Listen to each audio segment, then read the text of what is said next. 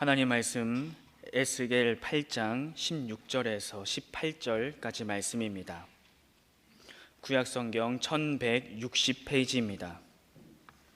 에스겔 8장 16절에서 18절까지 말씀입니다. 합독하겠습니다.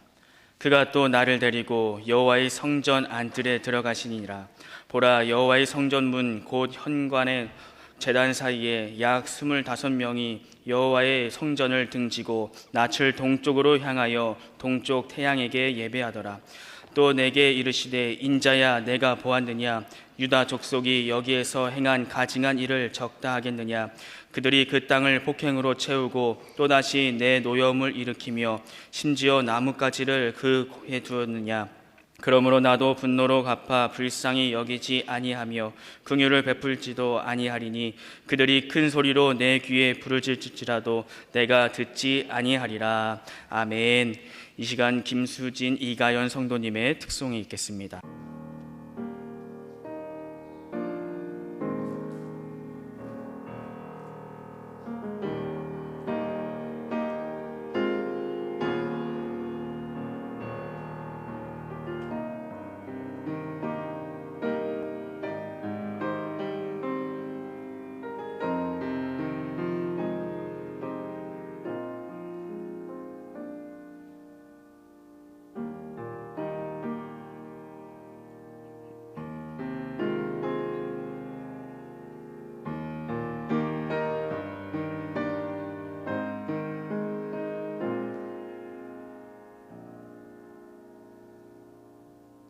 어둠 속에 헤매이고 있을 때 어디로 가야 할지 알지 못할 때 외롭고 고단한 맘 홀로 안고 아파할 때 나를 부르시는 음성 들었네.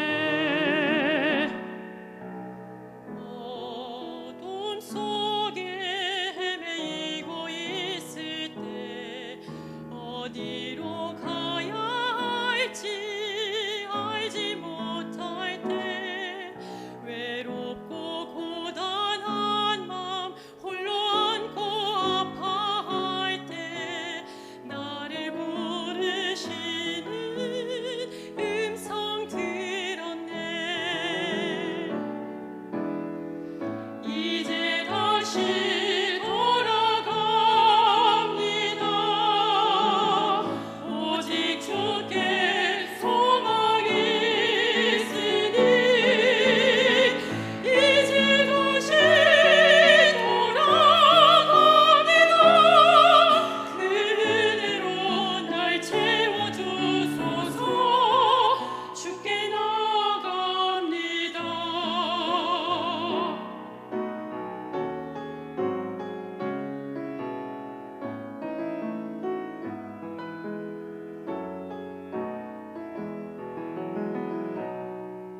내 삶 지으시고 나를 인도하시는 그 크고 놀라우신 아버지의 은혜. 연약한 자를 세워 주의 나라 보게 하시니 어느 곳에 있든지 예배하리라. 이제 다시 돌아갑니다.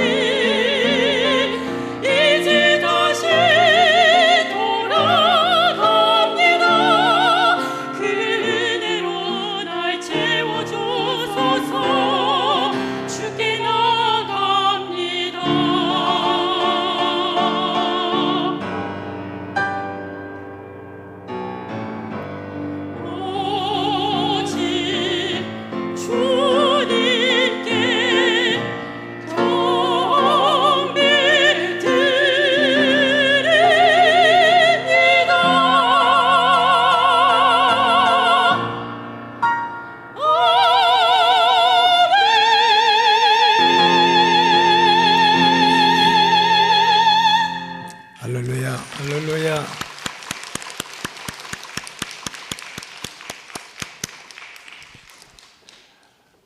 예, 오늘은 에스겔서 17번째 말씀으로 하나님께서 버리시기 전에 깨달아야 합니다.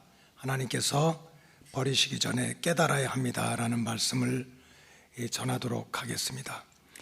예수님이 오시기 721년에 북왕국이 아수르 제국에 멸망을 당한 다음에 하나님께서는 여러 선지자들을 계속 보내서 남쪽 유다 왕국에게 살 길을 가르쳐 주었습니다. 이렇게 살면 안 된다. 이렇게 살면 망한다. 북왕국을 봐라. 정신 차려라. 하는 메시지를 계속해서 전달하게 하셨습니다. 대표적으로 예레미야 선지자, 또 다니엘, 또 에스겔, 하박국, 다 이런 선지자들이 이 남쪽 왕국 유다를 위해서 하나님이 주신 계시를 받아가지고 이 경고의 말씀을 계속 전했습니다. 그런데 유다 백성들이 듣지 않았습니다. 무시했습니다. 하나님의 말씀을 듣지 않고 무시하고 자기 뜻대로 살아서 결국 이제 유다 왕국이 망했는데, 그 망하는 모습을 이 예레미야, 또 다니엘, 에스겔 선지자들이 그 망하는 모습을 눈으로 다 보았습니다. 그러니까 얼마나 마음이 애통했겠습니까? 하나님의 말씀을 내 말씀으로 듣지 말고 하나님의 말씀을 듣고 이렇게 살면 안 된다. 돌이켜야 된다. 하나님은 다 살려주시려고, 구원해 주려고 그렇게 얘기했는데 그 말씀을 무시했던, 깨닫지 못했던, 그래서 버림받았던 유다 백성들의 모습을 보면서 선지자들이, 에레미야는 아주 눈물을 그냥 붙이고 살지 않았습니까? 그래 눈물의 선지자라고 하고, 에스겔은 자기 백성들이 그냥 골짜기에서 다 뼈가 돼서 죽는 환상을 보고 이렇게 살면 안 된다고 하는데도 그 백성들이 무시하는 모습을 보고 얼마나 애통했습니까? 오늘 본문 18절에 보면 참 사실은 굉장히 무서운 말씀이 나옵니다. 자, 18절을 한번 보시기 바랍니다. 다 같이 함께 읽겠습니다. 시작. 그러므로 나도 분노로 갚아 불쌍히 여기지 아니하며 긍휼히 베풀지도 아니하리니 그들이 큰 소리로 내 귀에 부르짖을지라도 내가 듣지 아니하리라. 이건 하나님이 에스겔을 통해서 이스라엘 백성들한테 주는 말씀입니다. 참 이게 얼마나 무서운 말씀입니까? 그렇게 살면, 그 자리에서 돌이키지 않으면 내가 분노를 가지고 너희들을 취급하겠다. 영어 성경에 보면 deal with, I will deal with you in anger 그랬어요. 그냥 자기 백성을 대하는데, 취급하는데 anger, 막 분노를 가지고 화가 가득해서 취급을 하겠다는 거예요. 얼마나 무섭습니까? 불쌍히 여기지도 않겠다. 그 다음에 여기서 긍휼을 베풀지도 않겠다 하는 것은 용서하지 않겠다는 거예요. 사람이 죄 안 짓고 실수하지 않는 사람이 누가 있겠어요? 근데 하나님이 용서를 하지 않겠다. 큰 소리로 기도해도 듣지 않겠다. 응답받는 것은 둘째고, 우리가 부르짖고 기도를 해도 하나님이 듣지도 않으시겠다고 그렇게 경고를 하고 계십니다. 그런데 남왕국 백성들은 이렇게 선지자들이 전하는 하나님의 말씀을 계속적으로 무시하고 또 반역하다가 결국은 주전 586년에 남왕국은 망하고, 또 유다 왕국의 모든 백성들은 다 뿔뿔이 흩어져 가지고 2500년 이상을 나라 없이 떠도는 백성으로 살아갈 수밖에 없었습니다. 하나님은 왜 자기 백성인데, 택한 백성인데, 이 남쪽 유다 백성들의 어떤 모습을 보시고 그렇게 분노하고 내가 용서도 하지 않겠다 그러고, 암만 기도해봐라 내가 응답해 주지 않겠다, 듣지도 않겠다, 그러면서 자기 백성을 이렇게 버리시기로 작정하셨을까요?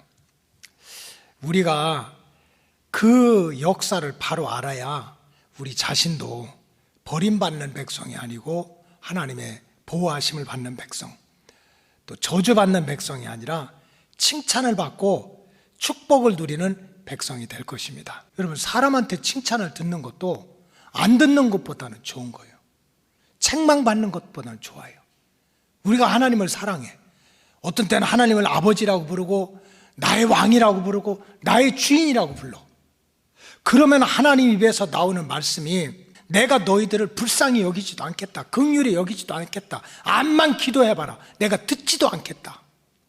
이런 소리를 듣는다면 그게 얼마나 불행한 일입니까? 더군다나 하나님이. 그래서 우리는 유다 백성들이 도대체 어떻게 믿음 생활을 해가지고 어떤 자세를 가져서 그렇게 하나님한테 택함받은 백성이 보호받는 게 아니라 버림을 받고 칭찬을 받는 게 아니라 책망을 받았는지 그 역사를 우리가 바로 알아야 된다는 뜻입니다. 사실 하나님은 성경에 보면 자기 백성을요, 알지도 모르는 순간에 무조건 벌 주고 무조건 책망하고 그런 분이 아니에요. 어떻게든지 참고 기다리시면서 깨닫게 하시려고 때로는 천사도 보내고 때로는 선지자도 보내고 그렇게 말씀으로 계속 알려도 주시고 경고도 하시면서 자기 백성을 사랑하려고 자기 백성을 지켜주려고 졸지도 주무시지도 않는 분이셔.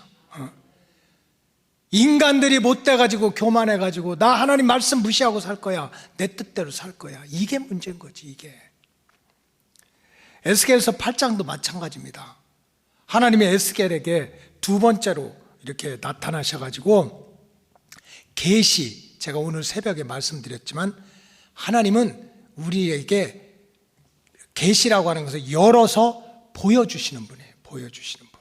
우리가 아무것도 모를 때 하나님이 알려주시는 거예요. 그래서 에스겔서 오늘 8장 1절에도 보면 한번 보세요.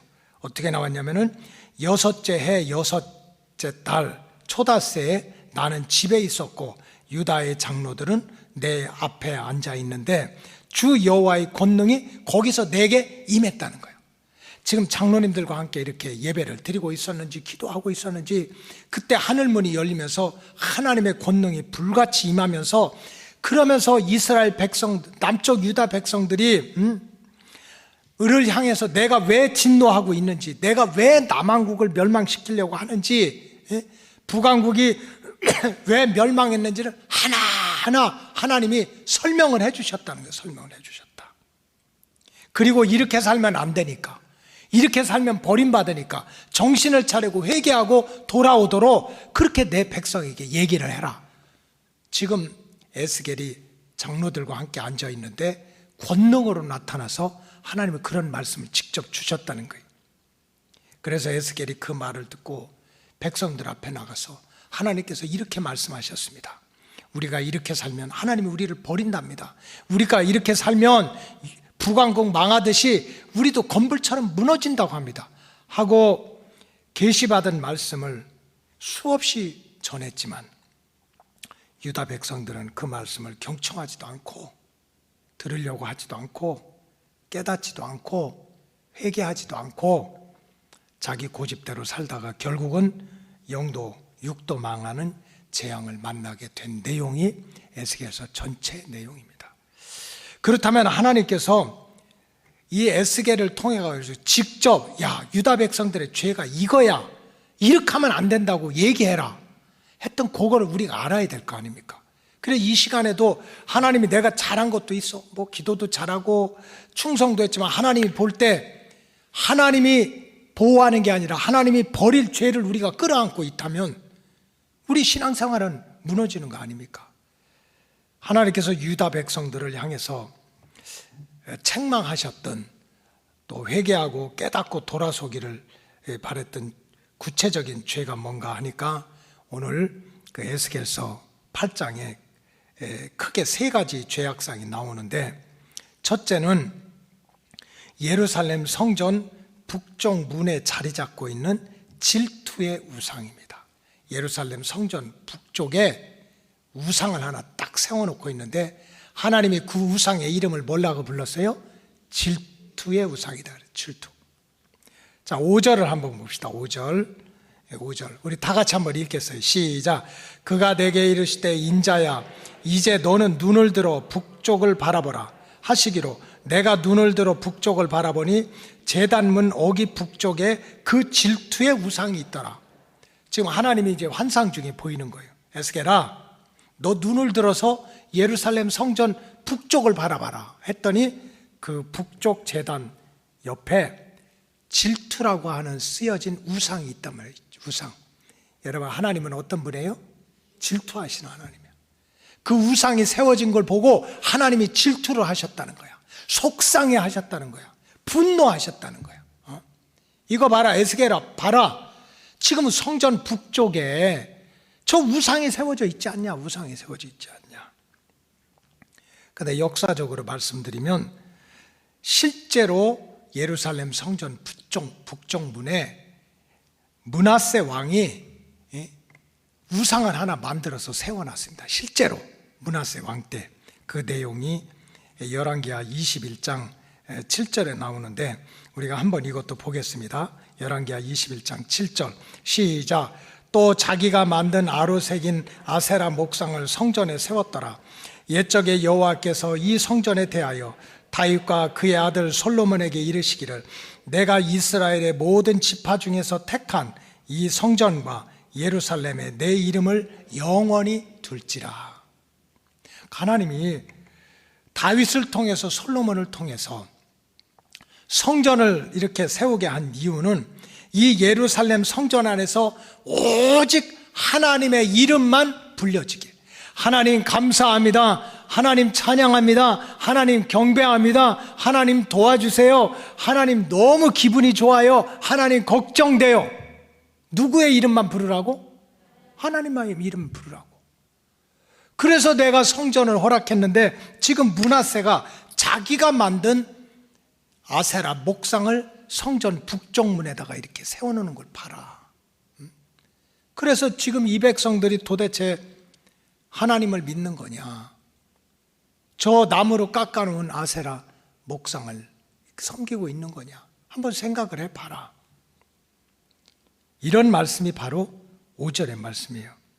여러분, 성경적으로 말하면 특별히 이제 성전의 동서남북 이렇게 문이 있는데 그게 다 뜻이 있습니다. 동쪽은 이제 그 태양이 이렇게 떠가지고 서쪽으로 치잖아요. 그래서 알파와 오메가가 되시고, 근데 시작과 나중이 계속 이제 반복이 되고 또 남쪽과 북쪽의 뜻이 다 따로 있는데 성경적으로 말하면 이 성전의 북쪽은 하나님의 영광과 권세가 들어오는 문으로 그렇게 성경에서는 계속 얘기해 주고 있어요.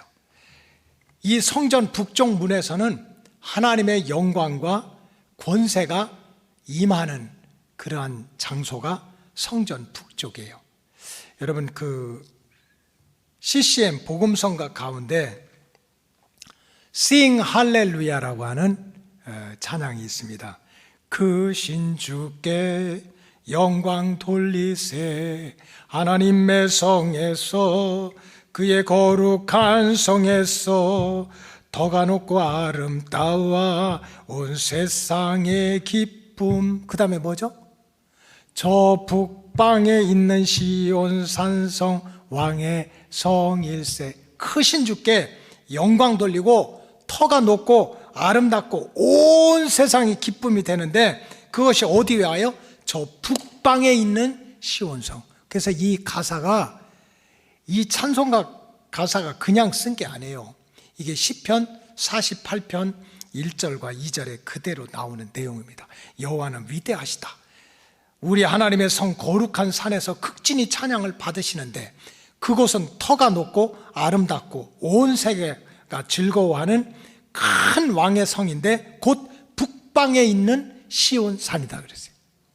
그러니까 이스라엘 백성들이 성전의 북쪽 가면 거기에 하나님의 영광이 있고 하나님의 임재가 있고 하나님의 권능이 들어오는 문이 성전의 북쪽 문이라고 생각을 했어요. 근데 거기다 뭘 세워놔요? 우상을 세우는 거예요. 우상을. 그러니까 우리에게 영광이 되고 우리에게 권세를 주고 우리에게 능력을 주는 분은 하나님이 아니고 저 우상이라는 거예요. 저 우상. 지금 모세가 광야로 와가지고 시내산 꼭대기에 올라가가지고 40일 동안 그저 이 백성을 어떻게 약속의 땅 가나안 땅으로 인도할까 고민하고 금식하고 철야하는데 그 시내산 밑에서 기다리지 못해가지고 이스라엘 백성들이 금가락지 은가락지 꺼내가지고 소를 만들어 놓고 나서 이것이 우리를 구원했다고. 이것이 우리를 애굽에서 살려냈다고. 이게 우리 하나님이라고. 똑같은 일을 하고 있는 거예요. 그래서 하나님은 그 우상을 보고 내가 질투하는 우상이라고 그랬어요. 저걸 보면 내가 질투가 나고 화가 나고, 여러분 질투가 나고 화가 나면 그렇게 하면 안 되지만 부시고 싶잖아요. 그게 지금 남쪽 유다 백성들의 마음의 상태라는 거예요. 뭐 하나님 믿는다고 하고 절기 지킨다고 하지만 그들은 하나님을 믿는 게 아니야. 그냥 자기들이 만든 우상을 만들어 놓고, 저 우상이 나를 보호해 주고, 저 우상이 나를 복을 주고, 저 우상이 나를 지켜준다고 생각하고 있으니까 하나님은 저렇게 하면 망하는데, 그래가지고 에스겔을 통해서 회개하고 돌이켜서 저 질투의 우상을 깨고 하나님께 돌아오라고 남쪽 유다 백성들한테 계속해서 경고의 메시지를 선포하게 했습니다. 근데 남쪽 유다의 백성들이 지속적으로 무시하고 또 불순종하다가 결국 유다 백성들은 영혼도 망하고 육신도 망하는 멸망의 구렁텅이로 빠지게 되었습니다. 여러분, 이것은 남의 얘기가 아닙니다. 무슨 2000년, 3000년 전의 얘기가 아닙니다. 바로 우리들 자신의 얘기합니다. 우리 하나님 믿고 성전에 나온다고 하지만 정말 내가 북쪽 창에다가 하나님을 영광과 권능과 존귀와 보호하심이 정말 하나님께로부터 온다고 믿는 신앙인지, 분명히 우리가 성전 안에 있는데 그 북쪽 문 앞에는 내 우상을 만들어 놓고 있는지, 이거는 우리 자신이 우리 스스로를 돌아봐야 됩니다. 하나님을 믿는다고 하면서 정말 하나님을 분노하게 만들고 질투하게 만드는 우상들이 나한테는 없는지. 근데 성경에도 보니까 우리 인간들이 연약해가지고 다 그 자기 우상 때문에 넘어졌어요. 아담과 하와가 환경이 얼마나 좋았어요. 근데 하나님처럼 높아져야 되겠다는 그 교만의 우상이 이 아담과 하와를 사로잡았던 거예요. 그 교만의 우상이 아담과 하와를 에덴 동산에서 쫓겨나게 만들지 않았습니까? 삼손이 얼마나 힘이 셌습니까? 근데 이 정욕의 우상을 물리치지 못해가지고 머리가 잘리고 정말 그 비참하게 그런 인생의 마지막을 고하지 않았습니까? 아나니아 삽비라는 겉으로 보면 하나님을 잘 믿는 것 같아요. 자기 재산을 팔아가지고 절반이나 사도들 앞에 갖다 놨으니까 얼마나 훌륭해요. 근데 하나님은 속 사람을 아는 거야. 그 속에 물질 우상이 꽉 찼고 탐욕의 우상이 차 있는 것을 보고 결국은 그 우상 때문에 무너지고, 바리새인과 사두개인들은 자기 의의 우상, 그냥 나 외에는 다 죄인이고 나만 의인이야, 그 자기 의의 우상 때문에 결국은 깨뜨려짐을 당했습니다. 버림을 받았어요. 그래서 결국은 신앙은 영적인 전쟁입니다. 영적인 전쟁이야. 내가 하나님께 보호함을 받느냐, 하나님이 아니면 나를 버리시느냐 하는 것은 내 속에서부터 영적 전쟁이 일어나야 돼요. 정말 내가 하나님을 사랑할 것인지. 사람은 다 자기 우상이 있어요. 없는 사람이 어디가 있어요. 자기 건강도 중요하고 가정도 중요하고 자녀도 중요하고, 그래도 내가 하나님을 더 사랑할 것인지, 내 우상을 사랑할 건지, 하나님을 존중하며 살아갈 것인지, 자기 우상을 존중하며 살아갈 것인지, 그 영적인 씨름이에요. 그래서 우리가 끊임없이 하나님 앞에 은혜 받아야 되고 능력 받아야 되고, 왜 인간적인 힘으로는 이길 수 없으니까. 우리 로고스 가족들 정말 은혜 받고 능력 받아가지고 순간순간 내 눈에 보이고 내 마음속에 들어있는 이 자기 우상을 물리치고 자기 우상을 자꾸 밀어내고, 그렇게 해서 온전히 이 하나님을 섬기고 또 하나님을 사랑하는 마음이 앞서서 하나님께 버림받는 백성이 아니고 이 마지막 때 하나님의 보호하심과 인도하심을 받는 영적인 축복자들이 되시기 바랍니다. 둘째는, 하나님께서 에스겔을 통해서 유다 백성들 이렇게 살면 진짜 망하는 거야, 내버려 두지 않겠어, 불쌍히 여기지도 않고 용서도 안 하고 아무리 기도해도 듣지도 않겠어. 왜 하나님이 그렇게 진노하셨습니까? 그런 10절에 나오는 대로 성벽 안에 그려져 있는 각종 곤충과 그 짐승들의 형상 때문에 그렇습니다. 자, 10절을 한번 보여주세요. 다 같이 읽겠습니다. 시작. 내가 들어가 보니 각양 곤충과 가증한 짐승과 이스라엘 족속의 모든 우상을 그 사방 벽에 그렸고, 이게 이제 무슨 환상이냐면, 우리가 안 읽었지만 에스겔서 전반부에 보면 하나님께서 이 성전, 성벽이 있고 성전이 있는데 그 벽을 뚫어라 그랬어요. 구멍을 내라. 그래서 이제 이건 꿈속에서 이루어지는 일이죠. 그 에스겔이 아름답고 거룩한 그 성전 겉으로 볼 때 그 벽을 뚫었어. 헐으라고 그래서. 그래서 이제 성전 안에 들어가면 그 성전 벽 안에 있는 네 벽이 있는데, 그 성벽 그 내면 안에 각종 부정한 곤충과 가증한 짐승들의 그림이 꽉 차 있는 거예요. 근데 밖에서는 몰랐는데 그 성전 안에 이스라엘 장로들 중에 70명이 향을 피워가면서 성전 내벽에 있는 곤충과 짐승들 형상한테 막 경배를 드리고 있는 모습을 보여준 거예요. 그리고 하나님이 얘기한 거예요. 이게 지금 예루살렘 성전의 모습이다. 이것이 바로 너희들의 모습이다. 이거 기가 막힌 모습 아닙니까? 겉으로 보면 하나님을 섬기는 거룩한 성전인데 막상 안에 들어가서 그 내 벽을 보니까 벽에는 하나님이 안 계신 거예요. 그리고 징그러운 곤충들, 가증한 짐승들의 그림이 꽉 차 있고, 이스라엘의 장로들이라면 얼마나 믿음이 좋은 사람입니까? 나이도 있어야 되고 딱 지도자가 돼야 될 그분들이 성전 안에 들어가서 하나님께 향을 피우고 경배를 드리는 것이 아니라 그 가증한 짐승들과 각종 곤충들한테 그냥 향을 피우고 경배를 드리는 환상이었어요. 겉으로 보면 거룩한 성전이었는데 막상 안에 들어가서 그 내면을 바라봤더니 온갖 곤충과 가증한 짐승들로 꽉 차 있었다. 이런 그림입니다. 이것은 눈에 보이는 그 성전도 뜻하는 거지만 바로 하나님의 백성들, 우리 내면, 우리 속사람 속에 들어있는 가증한 모든 학자들이 그렇게 해석을 해줘요. 지금 성전을 뚫고 들어갔더니 그 내면에 곤충들과 짐승들의 그림이 딱 차 있는 것은 우리 하나님의 백성들이 이 겉사람도 있고 속사람도 있잖아요. 이 내면 세계가 있잖아. 그 내면 세계에 들어있는 가증한 짐승의 속성들, 곤충의 속성들을 뜻한다. 이렇게 해석을 해주고 있습니다. 성경은 우리 인간에 대해서 말할 때 크게 인간을 세 종류로 규정을 합니다. 첫째, 우리 인간은 흙덩어리입니다. 흙덩어리. 흙으로 만들어진 존재예요. 그래서 창세기 2장 7절에 보면 여호와 하나님이 흙으로 사람을 지으사. 그래서 우리는 흙덩어리야. 그러니까 죽으면 어디로 가요? 흙으로 가는 거야. 재로 가든 뭐 땅속으로 가든. 우리 인간은 흙덩어리로 만들어진 존재입니다. 근데 우리 인간이 또 다른 점은 그냥 우리 인간은 흙덩어리로 끝나는 것이 아니라 이 흙덩어리 속에 하나님이 영을 불어넣어 주어가지고 우리는 영적인 존재인 거예요. 영적인 존재. 다른 거 다 말씀으로 뭐 공중의 새나 기어다니는 짐승이나 바닷속에 있는 것들 그냥 하나님이 고기 생겨, 뭐 날아가는 새 생겨, 풀 생겨 이랬지 거기다가 루아흐 하나님의 영을 심어놓지는 않았어요. 인간은 영적인 존재야. 하나님의 흙으로 사람을 지으시고 생기를 그 코에 불어넣으셔서 생명이 됐다. 영적인 존재야.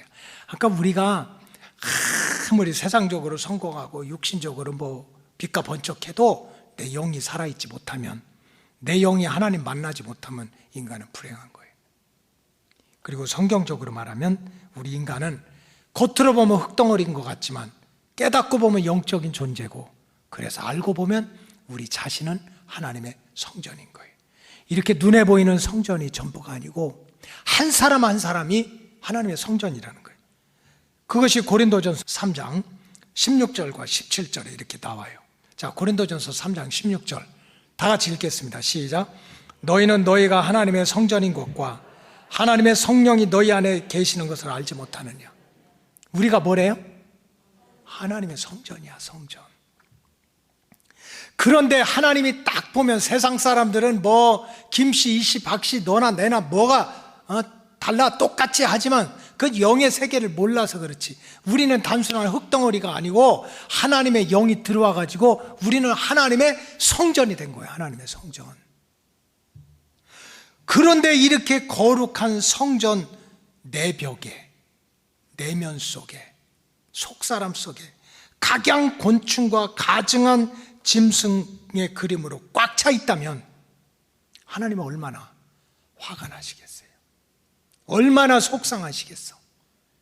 이 내 영이 들어있는 영적인 아들인데, 하나님의 영이 들은 하나님의 성전인데 막상 그 속을 들여다보니까 그 징그러운 곤충들과 부정한 짐승들이 그 속에 꽉 차 있다면 하나님은 얼마나 화가 나시겠어요? 우리 속사람 속에 각양 곤충과 가증한 짐승의 속성으로 꽉 차 있다면 하나님은 얼마나 화가 나시겠어요?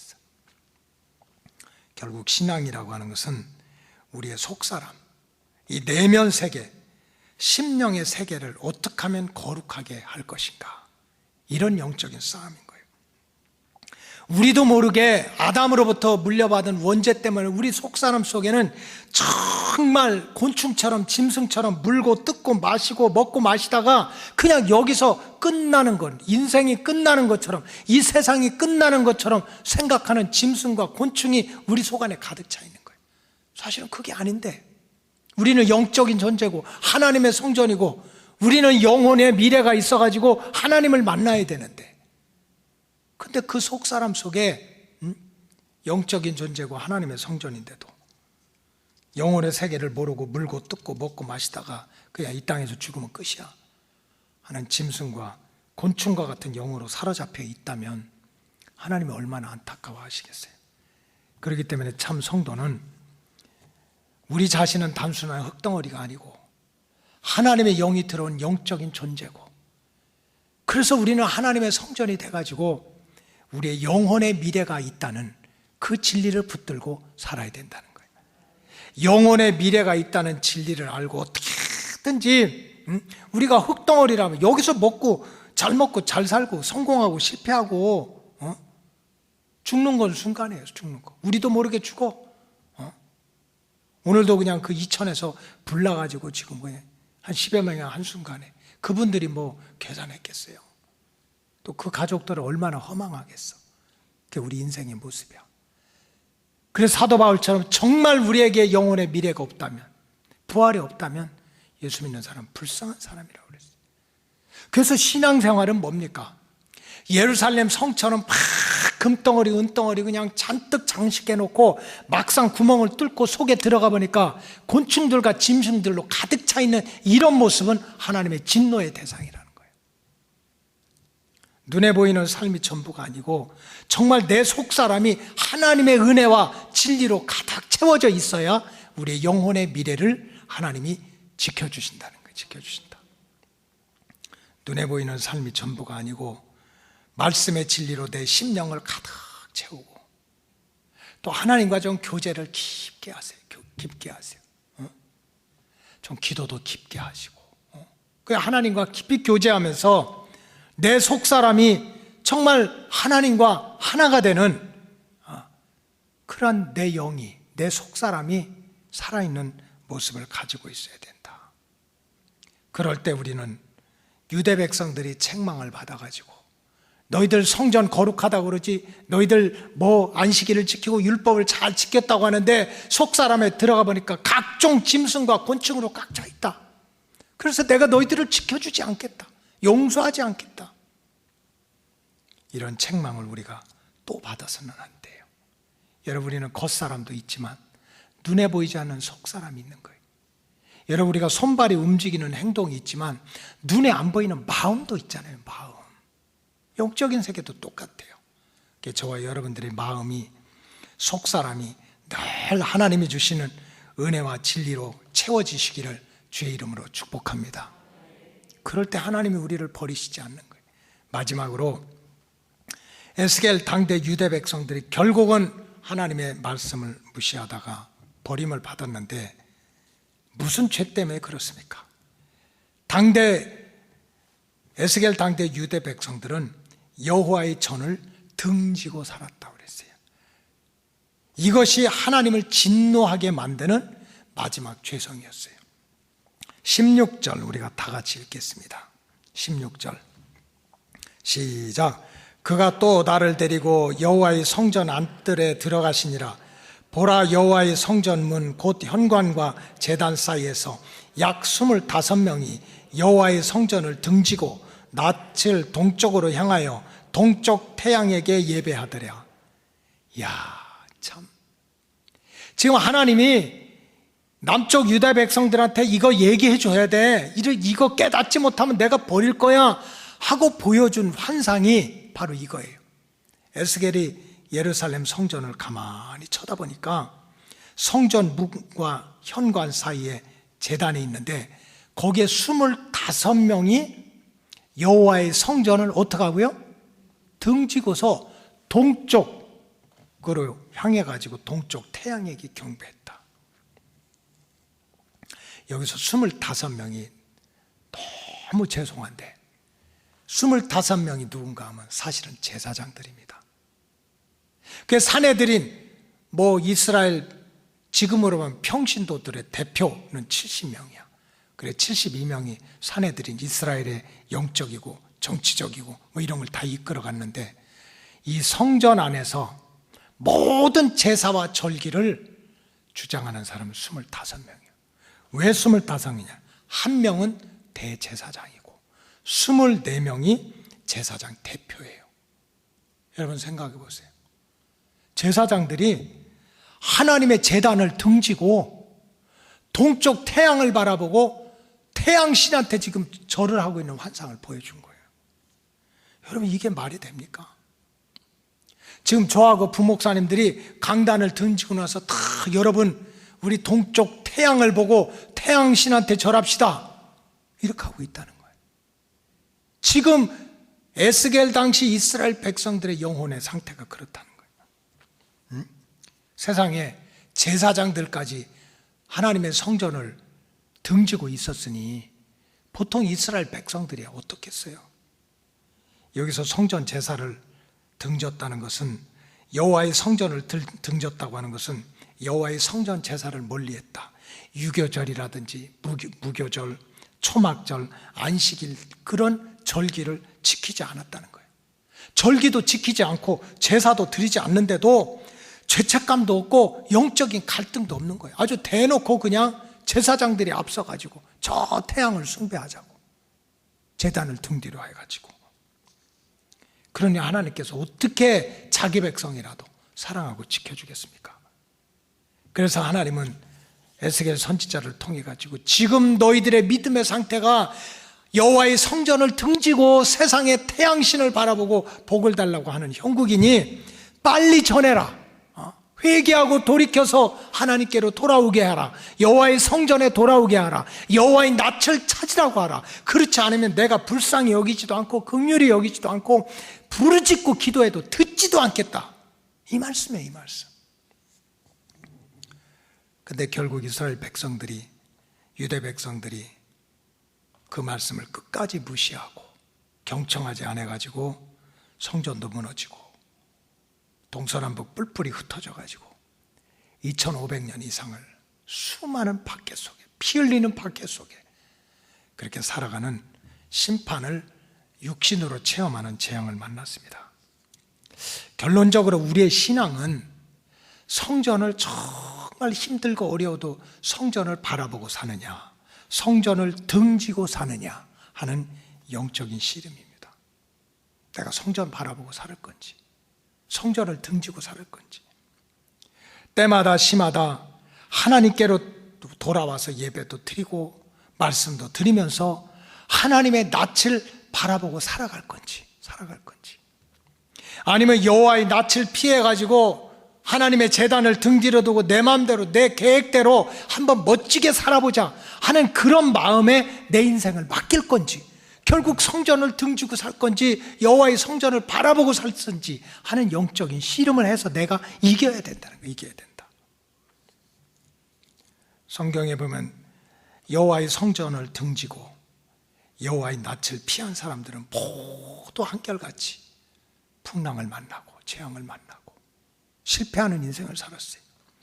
아담과 하와는 여호와의 낯을 피해서 무화과 나무 밑에 숨었지만은 차라리 그때 잘못하고 내가 마귀한테 속았어요, 내가 교만했어요, 하나님 도와주세요, 이렇게 해야 될 거 아니에요. 근데 여호와의 창세기 3장 8절에 보니까 여호와의 낯을 피하여 동산 나무 사이에 숨었다 그랬어요. 결과는 에덴 동산에서 쫓겨났습니다. 요나는 여호와의 낯을 피하여 도망가다가 풍랑을 만나고 고그 속에 들어가서 죽을 고생을 하지 않았습니까? 신앙은 내가 하나님의 성전을 등지고 사느냐 바라보고 사느냐, 내가 하나님의 얼굴을 바라보고 사느냐 피하고 사느냐, 이것이 내 운명을 결정짓는 거예요. 내가 의로우면 얼마나 의롭겠어요. 우리가 알면 얼마나 알겠어. 그거 안다면 진짜 불이 나가지고 그 한두 시간 만에 그냥 죽는 자리에 누가 들어가겠어요. 모르는 거야. 내 인생이라도 내 앞길을 몰라요.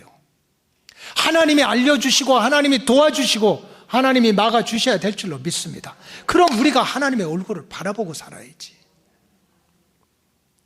어떤 자리 어떤 환경에서든지 하나님의 낯을 찾은 사람들, 하나님의 성전을 찾은 사람들은 한결같이 용서받고 은혜받고 하나님의 보호하심이 떠나질 않았습니다. 그래서 모든 선지자들이 똑같이 설교하는 그 핵심적인 주제가 있어요. 뭐 호세아든지 다니엘이든지 에스겔이든지 예레미야든지 그냥 하나님이 막 계시해가지고 막 하나님의 영으로 충만할 때 이스라엘 백성들한테 막 부르짖는 설교 제목이 있어요. 그게 뭔 줄 압니까? 하나님께 돌아오라는 거예요. 여호와께로 돌아오라, 돌아오라. 여호와의 낯을 피하지 말고 하나님의 성전을 등지지 말고 하나님의 성전 바라보고 하나님의 얼굴 바라보고 하나님 앞에 돌아오라는 거예요. 이사야 55장 7절도 그런 내용이에요. 한번 보여주세요. 다 같이 읽겠습니다. 시작. 악인은 그의 길을, 불의한 자는 그의 생각을 버리고 여호와께로 돌아오라. 그리하면 그가 긍휼히 여기시리라. 우리 하나님께로 돌아오라. 그가 너그럽게 용서하시리라. 아까 에스겔한테는 뭐라고 그랬습니까? 그렇게 자기 우상 만들어 놓고 자기 마음속에 가장 정말 하나님의 은혜로 채워져 있는데, 근데 그 속사람 속에 온갖 곤충들과 짐승들로 물고 뜯고 먹고 마시다가 그냥 끝내는 거야. 영의 세계가 뭔지 모르고. 그렇게 살면 내가 긍휼히 여기지도 않을 거야. 불쌍히 여기지도 않을 거야. 기도해도 들어주지도 않을 거야. 근데 이사야 선지자는 뭐라고 그럽니까? 악인들이라도 돌아와라. 불의한 자들도 돌아와라. 하나님 앞에 돌아오면, 하나님의 성전에 돌아오면 하나님이 그들을 긍휼히 여기시고, 아까는 긍휼히 여기지 않는다는 거죠. 긍휼히 여기겠대. 너그럽게 용서하겠대. 호세아 6장 1절 다 같이 한번 읽어봅시다. 시작. 오라 우리가 여호와께로 돌아가자. 여호와께서 우리를 찢으셨으나 도로 낫게 하실 것이요 우리를 치셨으나 싸매어 주실 것이며. 하나님 우리를 너무 사랑해서요, 때로는 치기도 하고 때로는 매도 들고 때로는 마음도 찢어지고 가정도 찢어지고 내 인생도 찢어지는 일이 생긴대. 그러나 하나님께로 돌아오면 싸매주시고 치료하시고. 그래서 결국 우리의 신앙은 내가 얼마나 의롭고 내가 얼마나 똑똑하고 내가 얼마나 공로가 많고 잘하면 좋죠. 기도도 잘하면 좋고 충성 잘하면 좋고 의롭게 살려고 씨름하는 거 좋지. 그러나 그것이 내 영혼의 미래를 책임지는 게 아니에요. 하나님이 날 도와주셔야 돼. 그러니까 하나님의 성전 앞에 등지지 말고 여호와의 낯을 봐야 되는 거예요. 복음서에서 예수님께서 말씀하신 탕자 비유의 결론도 똑같은 겁니다. 아버지께로 돌아오면 산다는 거예요. 뭐 머리 쓰고 한번 세상에 나가서 한번 내가 멋지게 살아버리라. 살고 안 살고 그게 중요한 게 아니야. 아버지께로 돌아오면 아버지의 얼굴을 바라보는 그 자체가 은혜고 축복이라는 거예요. 누가복음 15장 22절 다 같이 한번 읽겠습니다. 시작. 아버지는 종들에게 이르되 제일 좋은 옷을 내어다가 입히고 손에 가락지를 끼우고 발에 신을 신기라. 23절 시작. 그리고 살진 송아지를 끌어다가 잡으라. 우리가 먹고 즐기자. 24절 이 내 아들은 죽었다가 다시 살아났으며 내가 잃었다가 다시 얻었노라 하니 저희가 즐거워하더라. 자, 여러분, 24절이 굉장히 중요한 말이에요. 이 아들은 죽었다가 살아난 아들이래. 이 아들이 세상에 나가서 진짜 빛과 번쩍하게 성공했어. 그래도 아버지가 볼 때는 산 아들이요, 죽은 아들이요? 죽은 아들이야. 아버지의 낯을 피한 아들. 영혼의 미래를, 하나님은 영원하신 하나님인데 그 영원하신 하나님의 품을 떠난 아들은 죽은 아들이라는 거예요. 그런데 밖에 나가서 아버지 재산 다 탕진하고 쥐업 열매 먹고 아버지 망신을 시켰더라도 아버지 앞에 돌아온 그 아들은 죽은 아들이 아니라 살아난 아들이다. 그래서 우리의 신앙은 내가 하나님의 성전을 등지고 살 것이냐, 하나님의 성전을 바라보고 살 것이냐, 내가 여호와의 낯을 보면서 살 것이냐, 여호와의 낯을 피하면서 살 것이냐, 그런 영적인 씨름을 내 속에서 해서 이겨야 되는 거예요. 이겨야 되는 거예요. 여러분, 제가 예언을 하는데요, 앞으로 우리가 사는 세대는 점점 더 여호와의 성전을 등지게 하는 일이, 여호와의 성전을 등지게 하는 일이 많아질까요? 적어질까요? 많아져요. 하나님의 성전을 등지고 세상을 바라보게 하는 일이 점점 많아져. 먹고 살기가 힘들어서 하나님의 성전을 등지기도 하고, 마음이 안 드는 사람이 있어가지고 그 사람 비기 싫어가지고 하나님의 성전을 등지기도 하고, 또 요즘에는 어쩔 수가 없지. 모든 게 다 어쩔 수가 없는 거야. 코로나19와 같은 앞으로 더 무서운, 이것이 막 지네끼리 또 그냥 막 전이가 돼가지고 발전이 돼가지고 코로나19보다 더 무서운 전염병 때문에 우리가 여호와의 성전을 등질 수도 있어요. 아니면 세상에서 얻을 수 있는 즐거움들이 너무 많아가지고 이스라엘 백성들이 중간에 다 무너졌잖아요. 그 짠 번연의 철로 역정길에 보면 구도자가 중간중간 쓰러진 믿음의 식구들이 너무 많은 거예요. 왜? 천국 가는 길 가다가 하나님 안 믿어도 잘 살고 하나님 안 믿어도 복 받고 하나님 안 믿어도 성공하는 동네가 너무 많은 거예요. 세상이 너무 좋아서 하나님의 성전을 등지는 일이 점점 많아져요. 이제 앞으로 성전에 오지 않아도 얼마든지 예배 드릴 수 있다 하는 유행이 앞으로 점점 올 거예요. 저는 태산같이 걱정해요. 사실 하나님은 걱정하지 마라 그러는데 걱정하지 않을 수가 없어요. 지금 이런 상황이 계속된다면 정말 믿음이 약한, 또 인본주의에 물든 성도, 뭐 성전에 가서 예배 안 드려도 돼, TV로 예배 드려도 되고 인터넷으로 예배 드릴 테고, 더 좋아, 교회 가면 메뉴가 하나야, 그 전 메뉴라고 그거 하나밖에 없어. 근데 TV, 인터넷, 유튜브 틀으면 그냥 메뉴가 너무너무 많아. 이 설교도 들을 수 있고 저 설교도 들을 수 있고, 뭐 이런 찬양도 들을 수 있고 저런 찬양도 들을 수 있고, 뭐 하나님은 어디든지 계신데 예배 안 드리는 거 아니야, 설교 안 듣는 거 아니야, 찬양 안 듣는 거 아니야. 그런데 성전하고는 거리가 있는 거예요. 너희 몸을 거룩한 산 제사로 드리라 하는 성전신앙, 제사신앙하고는 관계가 없는 거예요. 이것이 아주 정당화되고 이것이 아주 세련된 신학처럼 이제 앞으로 또 번성할 거예요. 예배 문화가 바뀌어야 된다. 결론은 성전을 등지라는 그런 유혹이 많아질 거예요. 성전을 등지고 제사를 무시하고 여호와의 낯을 피하라는 유혹이 많아질 겁니다. 이런 유혹을 이기지 못하면 우리는 하나님의 구원 역사에서 멀어지게 됩니다. 우리는 하나님의 보호하심과 인도하심을 받아야 되는데 하나님의 성전을 등지게 되면 도리어 하나님께 버림을 받게 됩니다. 영적으로 깨어서 세상 풍랑과 시험이 많아질수록 내 영혼과 육신을 그저 여호와의 낯을 피하게 성전을 등지게 하는 일이 많으면 많아질수록 더 절박한 마음으로 하나님의 성전을 찾고 절기를 지키고 하나님의 보호하심과 인도하심을 부르짖는 우리 로고스 오이코스 가족들이 되시기를 주의 이름으로 축복합니다. 기도하겠습니다. 하나님 감사합니다. 내가 분노로 갚아 불쌍히 여기지도 않고 긍휼을 베풀지도 않고 큰 소리로 부르짖어도 내가 듣지 않겠다. 그러니까 정신을 차리고 자기 우상을 버리고 속사람을 하나님의 은혜로 채우고 여호와의 성전을 등지지 말라는 말씀을 무시했던 유다 백성들, 경고대로 나라가 망하고 성전이 무너지는 재앙을 만났습니다. 주여 깨닫게 하는 은혜를 허락해 주시옵소서. 말씀의 진리를 깨닫고 내 속사람 속에서 일어나는 영적인 시름 꼭 이겨서 하나님의 보호하심과 인도하심 속에 최후의 승리자들이 될 수 있도록 축복해 주시옵소서.